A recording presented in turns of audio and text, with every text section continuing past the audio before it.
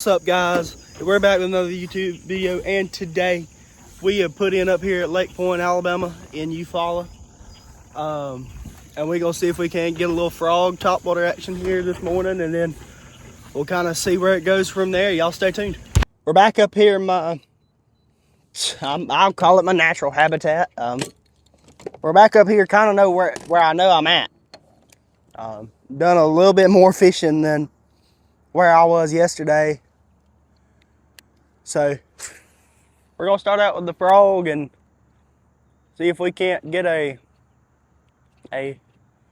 nice one to start off the morning.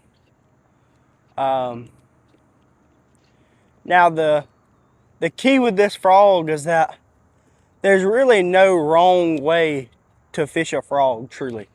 I mean, of course, use your judgment. Don't just wind the frog away. I've seen guys do it, and that's what I mean by there's really no wrong way to fish it. You can wind it, especially if you're in a huge grass mat. I don't really caught a lot of fish doing it, but I see guys on YouTube all the time in a big grass mat. They'll just kind of just start winding, just real slow, and bring it on. And there he is. No, dang it, guys! I didn't realize that he grabbed it. I'm up here talking, not paying attention. I need to pay attention. Dang, guys, that's on me right there. That's number one miss. I'm up here trying to teach, and so these big pad mats like this, there can be fish all the way in them. They can get underneath that stuff. I don't really like to fish them because they're hard to fish through, in my opinion. Just because your line gets hung on all the pads is kind of aggravating. So I like to fish the edges of it, but if I keep seeing fish hit in it,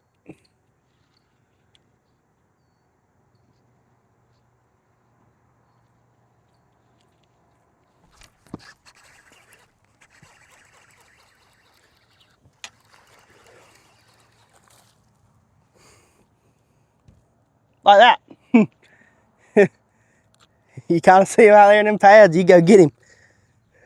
But there's number one, folks. He ain't a giant. That's probably about the size of the first one, but on the old brown cricket frog, little popping frog. Let's get him back, man. Their fish are biting around here.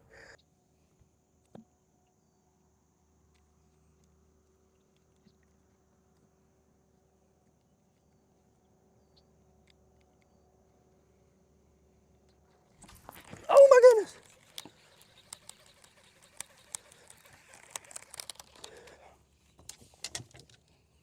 I gotta get the frog back. I can't throw it back in there.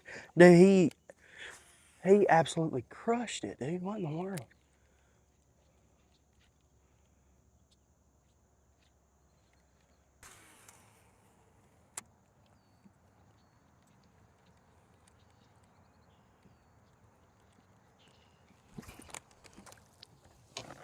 There he was again, folks.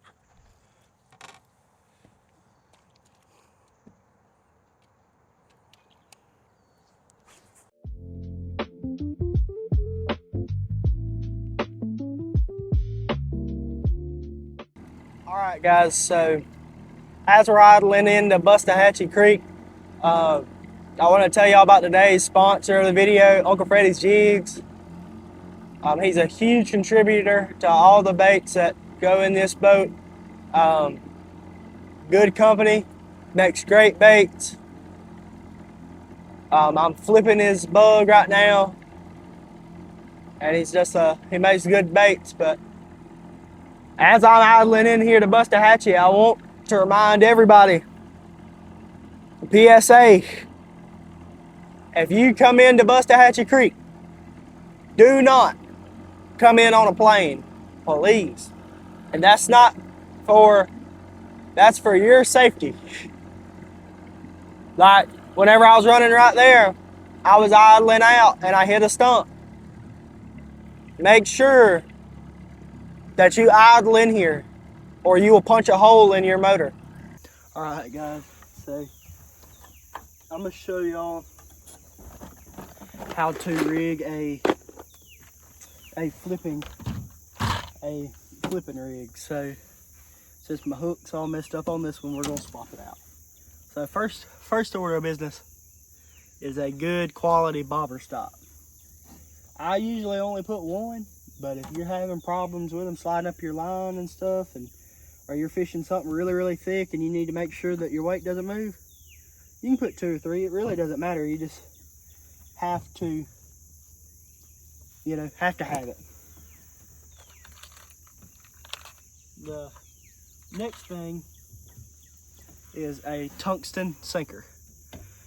Do not use lead, use tungsten. So this one is an ounce. It doesn't matter the color. As you can tell, I have some lime green ones. I have some other different colors, but for right now, I'm fishing a black tungsten in this grass, and it's an ounce. Optional is a skirt. So you can put a skirt on there right now. It's the summertime, so I'm going to put a skirt on, but that does not mean that you have to. Life hack. So if you have a set of bobber stops and you pull one of the bobbers off the little metal piece and you have trouble, either you can't see or you might have some thicker braid than 65, or maybe it's just a struggle to get it in there because the hole ain't big enough. Take your bobber stop and pull one of the bobber stops off, and you can use the one that one of the little metal pieces that the bobber stop sits on. Thread that metal piece through the eye of whatever, so I'm using it right now to pull it through the skirt, and then use it like a sewing needle threader, and it'll pull right through and it'll pull your line through there. Just a small little life hack for some of you older guys, or even some of you younger guys that have trouble seeing, or maybe you're just having trouble, you can't get it on there. And the most important thing of any flipping setup is your hook. You have to have good hooks, people. Go ahead, and if you're gonna spend all the money, get a good flipping stick, get good braid. Don't cheap out on hooks. Get thick gauge hooks with good keepers on them, and it'll save you a lot of time and a lot of frustration. So the knot that I tie, I'm not sure what the knot's called, but so here's how you tie it. If y'all know, you can put it down in the comments so other people will know, but you have your hook. Take your hook. If you're left-handed, put it in your right hand. If you're right-handed, put it in your left hand. So you got your hook. You want to take your line and go ahead and get you some line pulled out here from your reel. Give yourself plenty of line so you don't hook yourself. And you want to go through the hook side, so the point side. You want to take your braid and stick it through the point side of the eyelet. So now you should have your tag end in your left hand, and you should have your main line in your right hand. So you want to pinch where the little bait keeper is, and you want to create a loop with your tag end, and you want to pinch. So you see what I mean? I let the line run down the shank, grab it with my thumb, and now I have my tag end. I've created a loop. Now you want to go around above your bait keeper 4 to 6 times. I mean, however many laps you want to do. I'm gonna do 5, but you want to go through there a couple of times. Just make sure that they're all uniform and laying down, and you want to stick your tag end back through your loop. So that loop that you had in your hand earlier, make sure you still have it pinched. Go ahead and get your loops in, your wraps, make sure that they're all pretty how you want them to be set up. Now stick it through that loop, stick your tag in, through the loop. And now you pull your main line, let that loop pull down, and go ahead and pull it pretty hard, because the key to this knot, and why I fish it, and why you see a lot of pros fish it, is because, one, as you pull, braid is really slick. So as you pull and you set the hook more and more times, that knot's just gonna get tighter and tighter.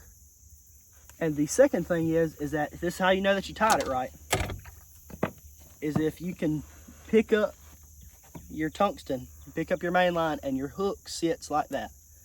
And you can see it sits flush, but whenever I pull, it kind of kicks up like that. That helps your hookup ratio a lot. So, ask me how I know. If you tie it with the line going through the other side and it kicks up the other way, you won't hook nothing. So, it's very important that you take your tag in and go through the point side of the hook. And that's your rig, man. Now that you got it tied on, there's a couple of different baits that I like to fish on it. Number one being a Yo Mama's Grub or a beaver from Uncle Freddy's Jigs.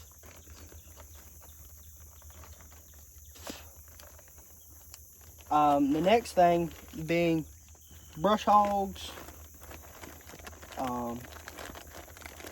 And that's usually all that I fish on it.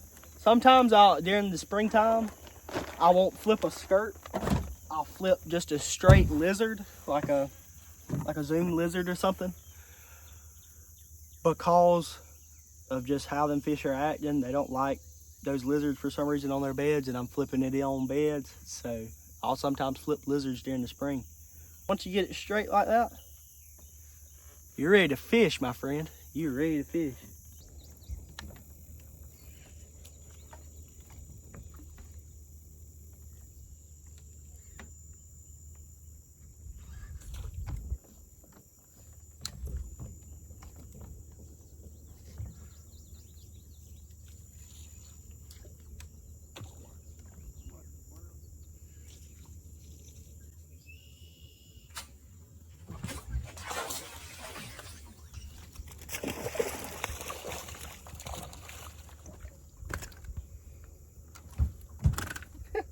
And that, my friends, right there,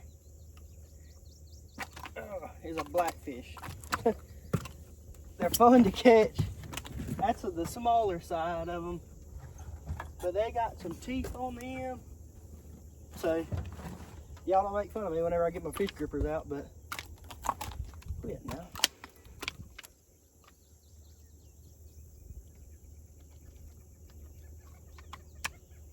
But they got some teeth on them, boy.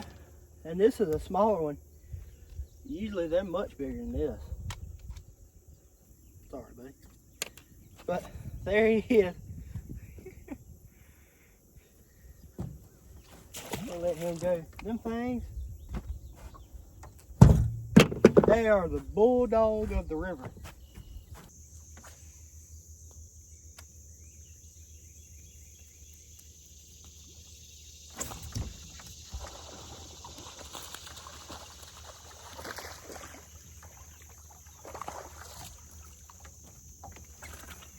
There he is, folks, finally. Man, look at that. Ha. He absolutely choked the frog, man. They are not giants, folks, but they will do. That's number 3 for the day. Oh, that's fun right there, folks. That get the blood pumping.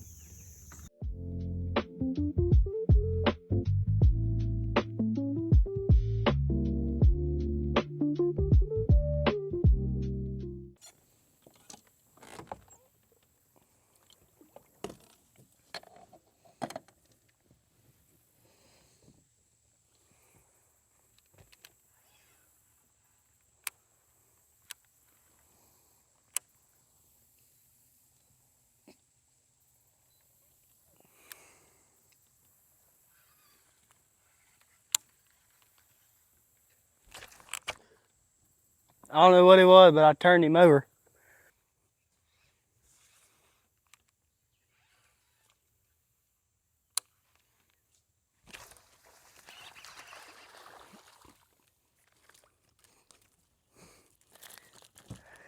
He's in there, folks, I promise. Hey, there we go. You gotta haul him out of there sometimes. Man, he was in that thick stuff back in there. He was back in the cane. I'm trying to figure out if they're in the fronts or in the backs in the cane, but he ain't very big, but he was back in the cane, back in it. It wasn't like he was at the front end of it.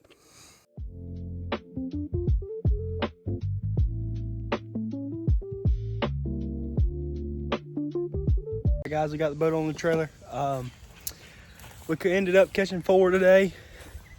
Had some really good fishing up the river of Eufaula, and I hope maybe I'm gonna try and go some more this week. Y'all be looking out for some more videos, and thank y'all for watching. Y'all go down in the comments, let me know what I did wrong, what I did right. Don't forget to hit that like button and subscribe. I'll see y'all in the next one.